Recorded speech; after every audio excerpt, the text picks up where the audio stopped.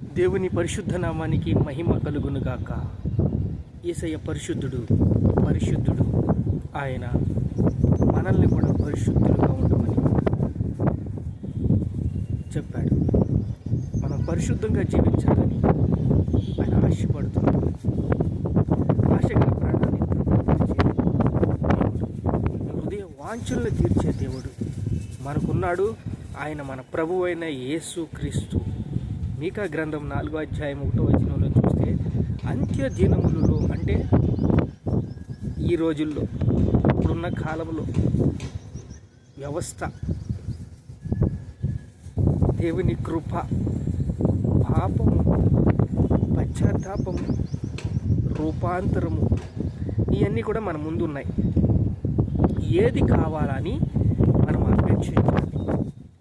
చెడ్డదైనది ఎరిగి ఉండి దాన్నే ఎందుకు అపేక్షిస్తున్నారు? ఎవరి మనస్సును కలిగి ఉన్నారు? ఎవరు స్వభావాన్ని కలిగి ఉన్నారు? ఎవరు వారిని పాలిస్తున్నారు అని ఇప్పుడు మనకు తెలుసు. అంటే దురాత్మతో నింపబడి ఉంటే వాటి యొక్క గుణగణాలు వస్తాయి. దేవుని ఆత్మతో నింపబడి ఉంటే దేవుని ప్రేమ, దేవుని కృప, దేవుని దయ మీకు వస్తాయి. ఒకవేళ ఆ కేటగిరీలో ఉంటే వాటిని అపేక్షిస్తారు. వాటిని అందుకోవాలని గొర్రెపిల్ల గుంటలో పడిపోయినప్పుడు చూడండి, అది గిలగిలగిలగిల కొట్టుకొని మళ్ళీ పైకి లెగిసి అది తన యొక్క స్వభావాన్ని కనపరుచుకుంటుంది. అంత్య దినములలో యెహోవా మందిరము పర్వతముపై శిఖరములపై స్థిరపరచబడును. వాక్యానుసారంగా మనం నడిచినప్పుడు యెహోవా మందిరము అంటే యేసుక్రీస్తు మందిరము, యేసుక్రీస్తు లాగా జీవించటము, యేసుక్రీస్తులో రూపాంతరము చెందటము, యేసుక్రీస్తుగా మనము జీవించటము, అవతరించటము. నాకులాగా ఉండండి, నాకులాగా జీవించండి, నన్నే వెంబడించండి, నా కాడి సులువైందని చెప్పిన దేవుడు ఇప్పుడు పర్వతము అంటే పెద్ద శిఖరము అని కాదు, యేసుక్రీస్తు అని అర్థం. యేసుక్రీస్తు యొక్క పర్వతము, ఆయన ఆశ్రయ దుర్గము. మనం ఆశ్రయ దుర్గములో ఆయన సన్నిధిలో వెళ్ళి అక్కడ దోకోవాలంట. పర్వతము అనగా సంఘము, అనగా సియోను, అనగా ఇవన్నీ ఒకే. పర్వతముల మీద పర్వతం అంట, అంటే రిచ్ రికార్డ్. అలా పర్వతము యెహోవా మందిరము, పర్వతములు, శిఖరములు, పర్వతములు తర్వాత శిఖరములు. మౌంట్ ఎవరెస్ట్ అనేది పెద్ద కొండగా పరిగణించారు.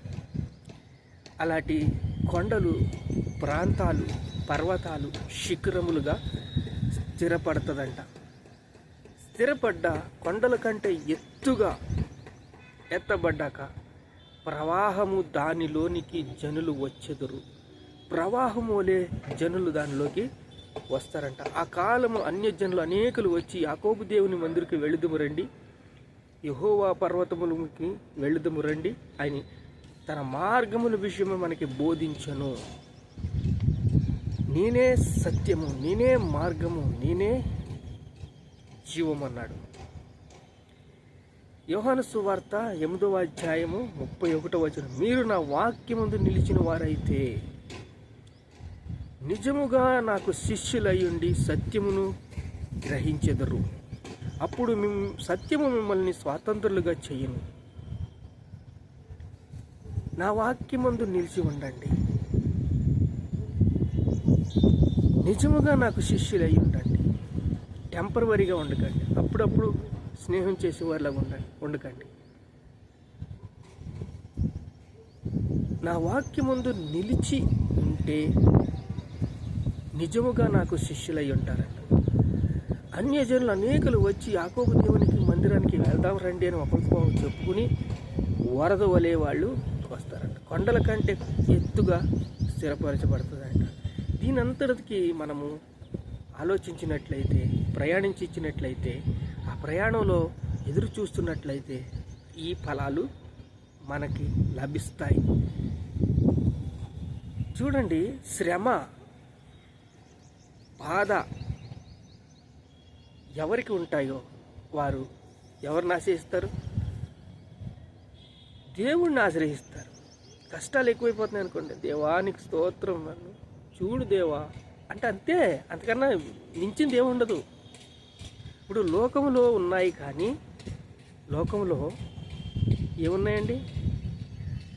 శ్రమలు, బాధలు లోకంలో ఉన్నాయి, కష్టాలు ఉన్నాయి. అప్పుడు మనం కృపని వెంబడిస్తున్నామా, పాపాన్ని వెంబడిస్తున్నామా, పరిశుద్ధతని వెంబడిస్తున్నామా? ఇక పరిమితుల్ని మనం అందుకునే అడుగులు మనం ఎలా వేస్తున్నామో దేవుడు మనల్ని పరీక్షిస్తున్నాడు.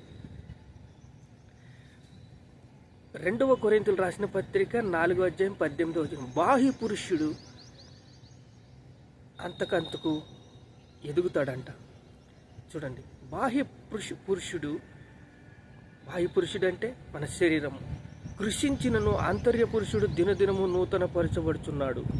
ఆంతర్య పురుషుడు మన హృదయంలో యేసుక్రీస్తు వాక్యముతో మనం బలపడ్డప్పుడు, స్థిరపడ్డప్పుడు, సిద్ధపడ్డప్పుడు దేవుడు మనల్ని ప్రేమిస్తున్నాడు. దేవుడు తన బిడ్డలుగా పరిగణిస్తాడు. దేవుడు తన కృపను అందిస్తాడు. నూతన పరచుచున్నాడు. దినదినము ఆంతర్య పురుషుడు దినదినము నూతన పరచబడుచున్నాడు. మేము దృష్టి ఇంచినది అదృశ్యమైనవి అనిత్యములు, అదృశ్యమైనవి నిత్యములు. అంటే పరలోక రాజ్యము నిత్యం ఉండేది. ఇప్పుడు కనపడే లోకము, శ్రమలు, బాధ, పాపాలు ఇవన్నీ కూడా అనిత్యములు, టెంపరవరీ.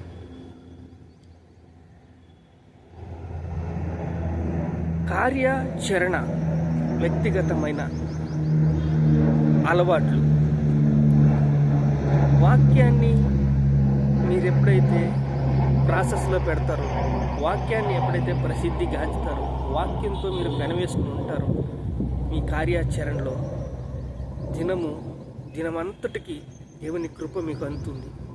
వ్యక్తిగత మీరు యొక్క సత్క్రియల వ్యక్తిగతమై స్థిరపడి ఉండాలి. వాక్యము ఆచరణలో పెట్టుటకు ఉత్తమైన మార్గము హృదయ శుద్ధి. వాక్యం పఠించుట, కృప కొరకు కనిపెట్టుకోవటం.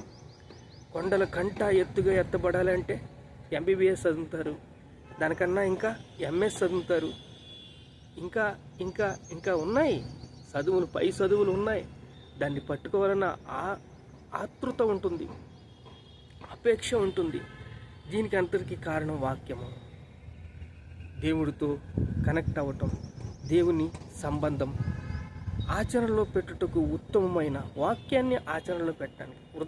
హృదయం బహు చెడ్డది అయినప్పటికీ వాక్యాన్ని విత్తిన వాక్యాన్ని దేవుడు బలపరుస్తాడు.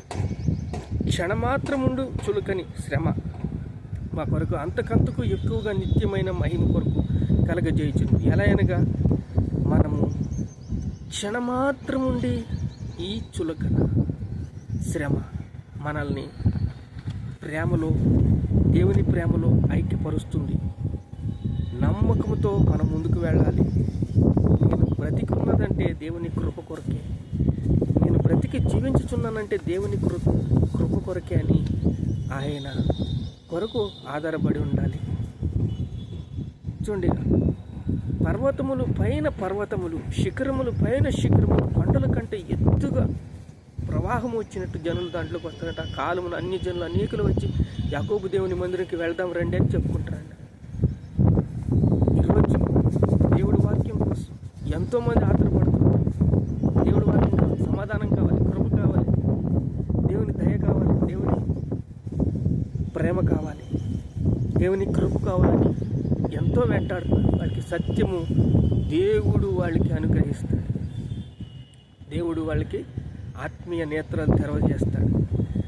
మన పని మనం చేసినట్లయితే దేవుని కృప కొరకు వాళ్ళు కనిపెట్టుకుంటారు, వాళ్ళు వస్తారు, వాళ్ళు తెలుసుకుంటారు, దేవుని సన్నిధిలోకి మోకరిస్తారు, ప్రార్థన చేసుకుని. మహాపరిశుద్ధమైన తండ్రి, అన్యజనులకి అనేక కృపను అనుగ్రహించావు తండ్రి. అనేక విధాలుగా వాళ్ళని పరీక్షిస్తున్నావు, పరిశోధిస్తున్నావు, పరిశీలిస్తున్నావు, మిమ్మల్ని జ్ఞాపకం చేసుకుంటున్నావు. వాక్యాన్ని హృదయంలో విత్తడానికి బలాభివృద్ధి చేస్తున్నావు. నీకే స్తోత్రాలు, ఘనత, మహిమ, ప్రభావాలు మీకే చెల్లిస్తున్నావు తండ్రి. ఆమేన్.